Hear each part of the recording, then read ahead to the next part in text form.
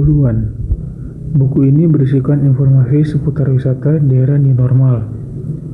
Setelah membaca buku ini, diharapkan agar memahami info bagaimana berwisata yang aman dan dapat melakukan kegiatan berwisata tanpa menimbulkan dampak-dampak yang kita tidak inginkan.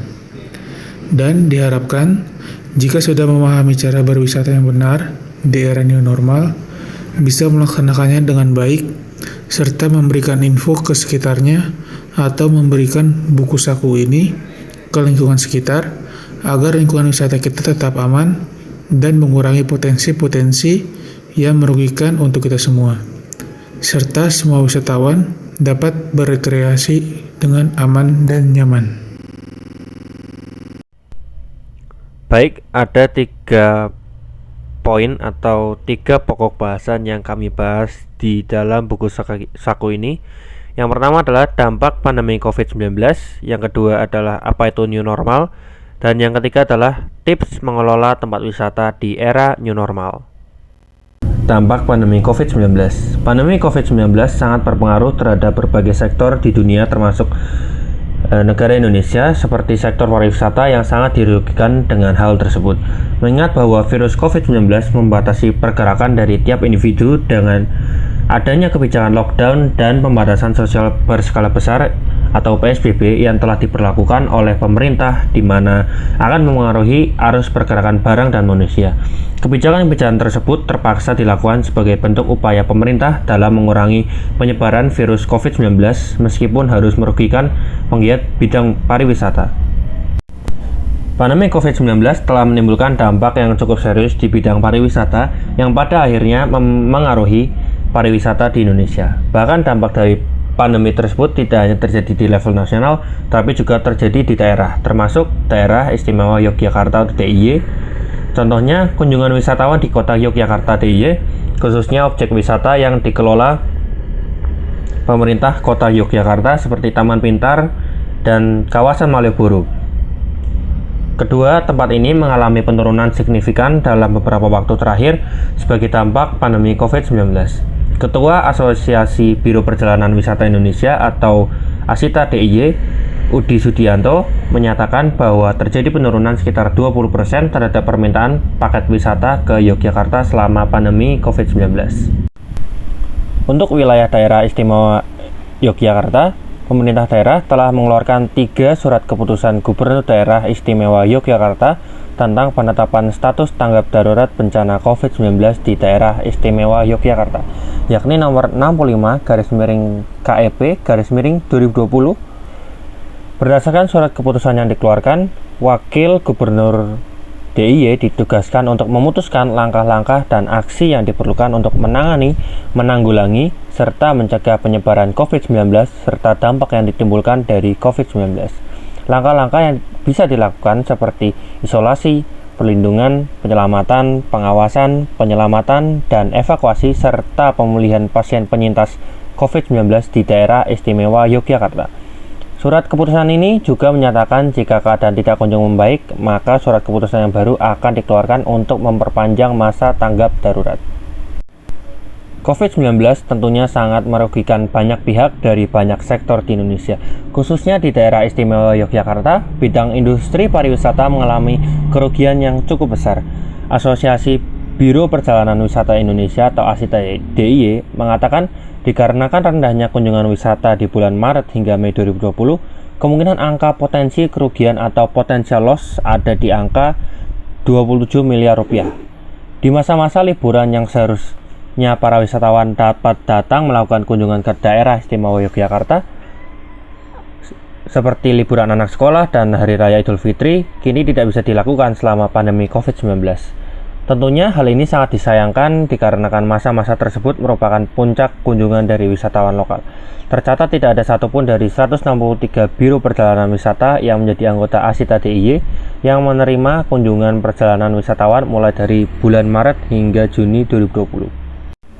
Dalam beberapa waktu terakhir, terjadi peningkatan kasus positif yang terjadi di Daerah Istimewa Yogyakarta, sehingga pemerintah daerah DIY pun tidak bisa memberikan izin untuk wisatawan yang datang ramai-ramai.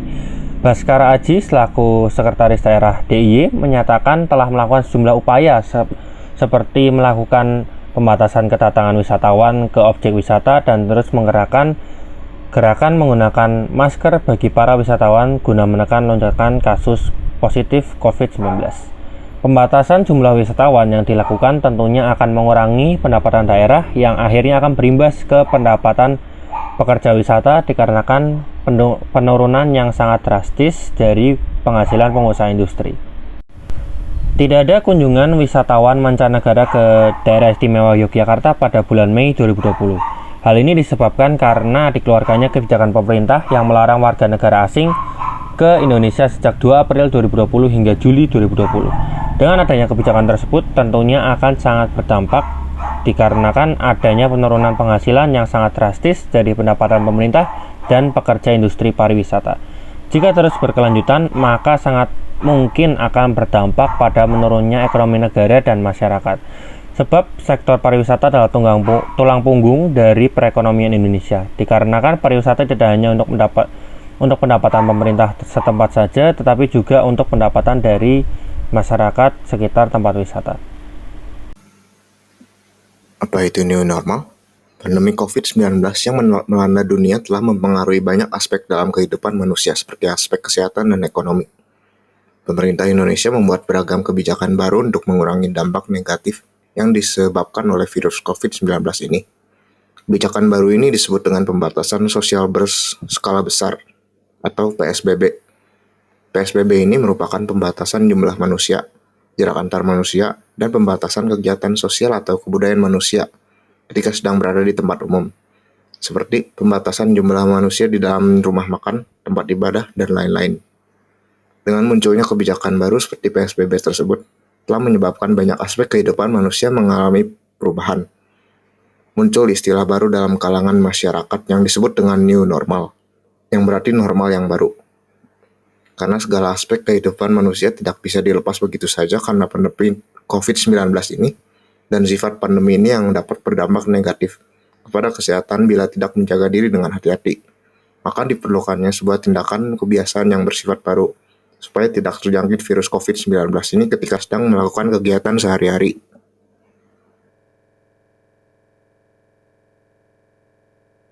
New normal kebiasaan tatanan yang baru ini menekankan kepada perubahan pola hidup masyarakat untuk lebih memperhatikan kepada aspek kebersihan dan kesehatannya, untuk mengurangi risiko tertular dan menularkan virus COVID-19.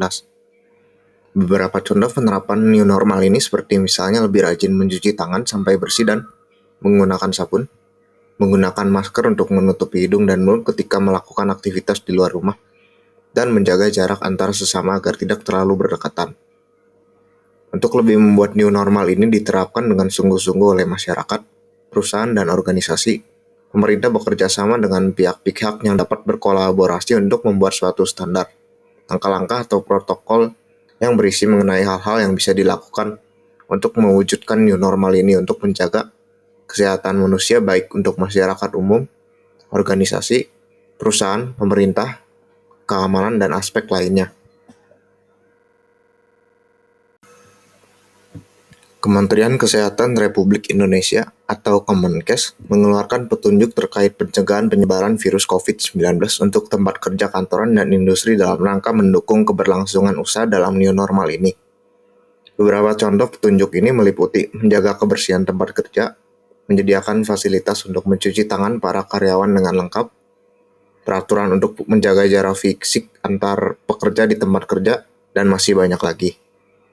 Seiring berjalannya waktu, virus COVID-19 ini mulai berevolusi dengan beragam jenis yang baru, dengan efek yang berbeda-beda. Muncul beberapa pertanyaan terkait new normal ini. Yang paling menarik perhatian adalah, apakah manusia bisa kembali menjalankan aktivitasnya seperti biasanya sebelum pandemi COVID-19? Ada pihak yang menjawab kemungkinan tidak bisa karena pandemi COVID-19 ini merupakan peristiwa yang mengubah drastis hampir seluruh kehidupan aspek manusia di dunia.